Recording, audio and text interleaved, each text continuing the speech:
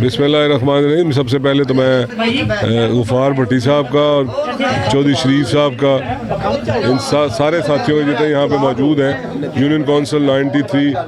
नदीम भाई का, नदीम बख्शी साहब का, और ये यूनियन कौंसिल 93 के जितने मोअज़्ज़िज़ीन हैं उन सब का, राना सलीम साहब हमारे कौंसलर, इन सब का मैं दिली तौर पे शुक्रिया अदा करता हूँ कि इन्होंने बाकायदा तौर पे आज पाकिस्तान मुस्लिम लीग नून का ऑफ़िस की ओपनिंग करवाई है। सबको पता है कि इलेक्शन इंशाल्लाह 8 फरवरी को होने जा रहे हैं और हमने ये जो हल्का इंतखाब है, मियाँ नवाज शरीफ का हल्का इंतखाब है, यहाँ से अल्लाह का करम है मैं बार बार मुंतखब हुआ हूँ, तो ये हमारी सारी टीम की एक अखलाकी ज़िम्मेदारी बनती है कि हम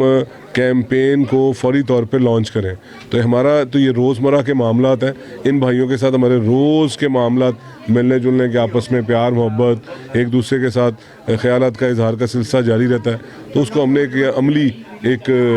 जामा पहनाया है कि यहाँ पे हमने बाकायदा यूनियन कौंसिल में ऑफ़िस की ओपनिंग की है। तो उसमें आपका शुक्रिया अदा करते हैं और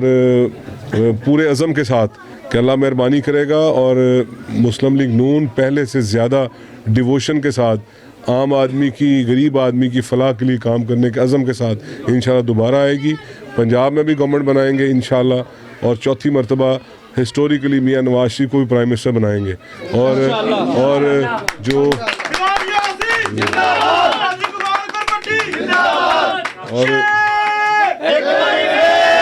जो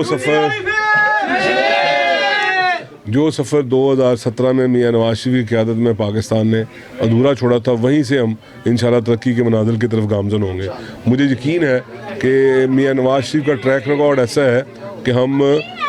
आम आदमी और आम पाकिस्तानी को ये जो महंगाई की दलदल है इससे इंशाल्लाह निकाल बाहर करेंगे। इसी तरह जिस तरह हमने लोड शेडिंग का मुकाबला किया था कि 24 घंटों में से